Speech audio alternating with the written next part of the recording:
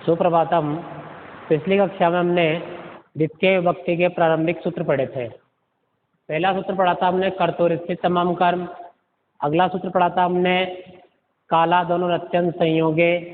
आज हम द्वितीय विभक्ति का ही अगला सूत्र पढ़ेंगे। अभितय परितय समया निक्षा हादिक प्रत्याहार।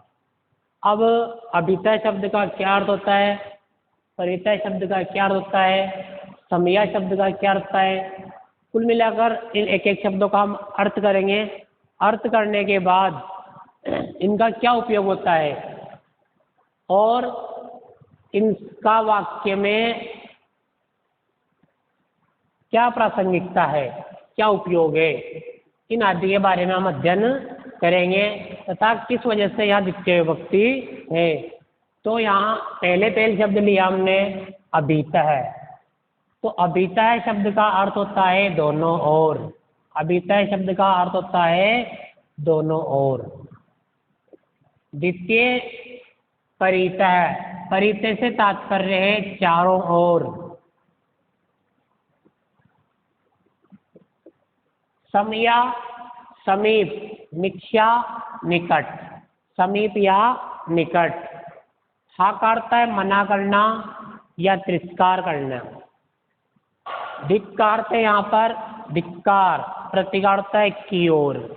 तो अभितय परितय समया निक्षा धिक प्रत्याहार, इन सभी शब्दों का अर्थ हमने स्पष्ट कर दिया है। जब भी वाक्य में ये शब्द आते हैं उस वाक्य में हम आसानी से बता सकते हैं कि इस वाक्य में यह द्वितीय विभक्ति है। जैसे हमने पहला वाक्य लिखा राजमार्गम अभितय वृक्षा सन्ति। तो जैसे ही हमने इस वाक्य में अभितय शब्द देखा तो अभितय शब्द देख तुरंत मालूम पड़ जाएगा हमें कि यहाँ द्वितीय विभक्ति है। और अभितय शब्द का अर्थ है दोनों ओर, और वाक्य का अर्थ हो जाएगा राजमार्गम। राजमार्ग का अर्थ है सड़क, अभितय का अर्थ है दोनों ओर, वृक्षा मतलब वृक्ष, सन्ति में से, सड़क के दोनों ओर वृक्ष है। इस प्रकार से द्वितीय परितय शब्द, परितय इत्युक्ते चारों ओर। ग्रामम परितय क्षेत्राणि सन्ति। ग्रामम गांव के चारों ओर, क्षेत्र खेत मैदान, सन्ति है गांव के चारों ओर खेत है, क्षेत्र है, मैदान है। समया निक्षा, समीप या निकट। विद्यालयम समया, समया इत्युक्ते समीप, निक्षे इत्युक्ते निकट।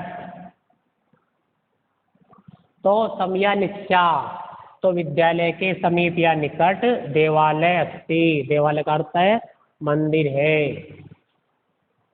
अगला शब्द है हा। हा का अर्थ होता है तिरस्कार करना, मना करना आदि अर्थ में। तो हा मूर्खम, अरे मूर्ख। जैसे किसी को जैसे किसी को आलिंगन करते हैं, किसी को ताड़ते हैं, उसी अर्थ में हा का प्रयोग किया जाता है, तिरस्कार करने के अर्थ में। अगला शब्द अपना धिक। धिक्कार होता है धिक्कार करना। जैसे धिक दुर्जनम, दुर्जन को धिक्कार है। प्रति, प्रति इत्युक्ते की ओर, प्रति का अर्थ है की ओर। छात्रा विद्यालयम प्रति गच्छन्ति। छात्रा विद्यालयम प्रति गच्छन्ति, छात्राएं विद्यालय की ओर जाती है।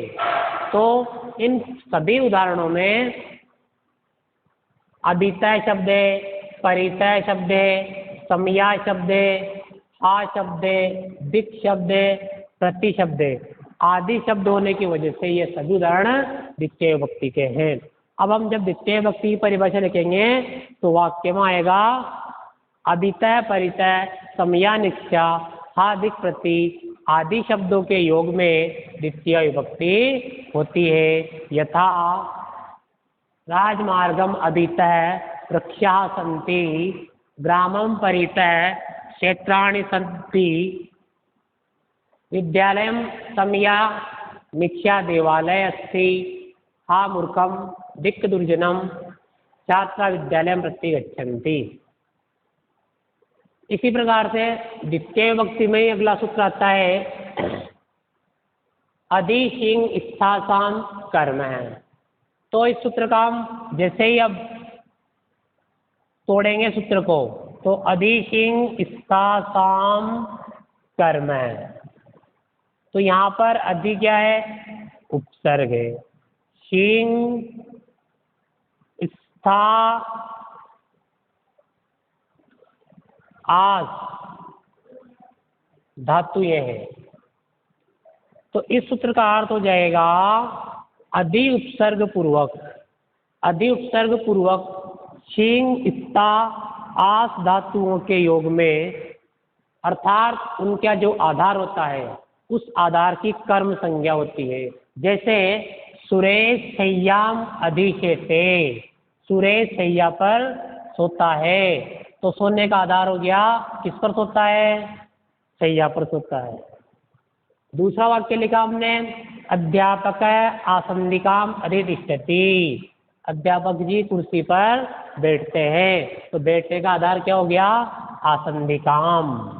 नृपय सिंहासनम अध्यास्ते, राजा सिंहासन पर बैठता है। तो यह सूत्र भी हमें यही कहता है कि किसी भी धातु के आगे, तो देखो शीन धातु के आगे अधि उपसर्ग है, स्था धातु के आगे स्था के रूप ऐसे तिष्ठति की तरह चलेंगे और आगे अधि उपसर्ग है। अध्यास्ते शब्द को तोड़ेंगे हम, तो अधि और आस्ते, तो यहाँ भी क्या है? धातु है, आस्ते और अधि उपसर्ग है। तो तीनों ही मूल शब्दों में धातुओं के आगे अधि उपसर्ग आया है और इसीलिए उनके आधार की कर्म संज्ञा है। तो सूत्र का अर्थ हो जाएगा अधि उपसर्ग पूर्वक शिंग स्था आस धातुओं के आधार की कर्म संज्ञा होती है। यथा सुरेश शय्याम अधिशेते, सुरेश शैया पर सोता है। अध्यापक आसंदिकाम अधितिष्ठति, नृपय सिंहासनम अध्यास्ते। अब परीक्षा की दृष्टि से अगर प्रश्न किया जाए तो प्रश्न किस प्रकार से आएगा? कुछ उदाहरण इधर भी लिखे हुए हैं, कुछ उदाहरण इधर भी लिखे हुए हैं। तो परीक्षा में प्रश्न आएगा अधोलिखित वाक्य नाम क विभक्ति कारणम अपि लिखत। कोई से वाक्य आ गया, जैसे एक वाक्य ये आ गया, एक वाक्य ये आ गया, तो इस वाक्य में हमें बतानी रहेगी कि जो वाक्य दिया हुआ है इसमें कौन सी विभक्ति है, वो कारण स्पष्ट करना है। जैसे माना कि ये वाक्य रहता है सुरेश शय्याम अधिशेते, तो परीक्षा में हमें बताना है इसमें कि दिए हुए वाक्य में द्वितीय विभक्ति है। अगर कारण पूछता है तो कारण क्या बताना है कि अधि उपसर्ग पूर्वक शिंग स्था आस धातुओं के योग में कर्म कारक होता है। और इसको शॉर्ट में लिख सकते हैं अधि शिंग स्था साम कर्म सूत्र से। इसी प्रकार से एक और सूत्र द्वितीय विभक्ति का है,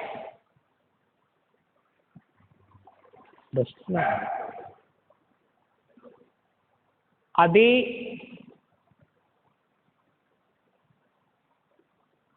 निविष्य,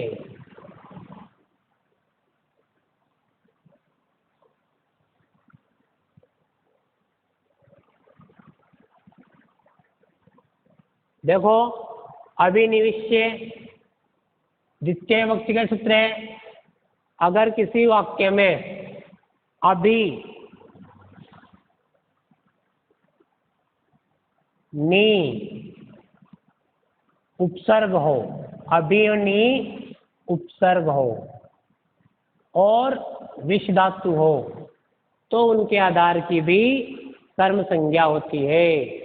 यथा स सन्मार्गम, स सन्मार्गम अभिनिविष्यते, अभिनिविष्यते, वह सन्मार्ग की ओर अभिप्रेरित होता है, वह सन्मार्ग की ओर जाता है। तो इस प्रकार से यह अपने द्वितीय विभक्ति के 3 सूत्रों का अध्ययन किया हमने। अब आपको अपने गृह कार्य में इन तीनों सूत्रों का अर्थ लिखना है।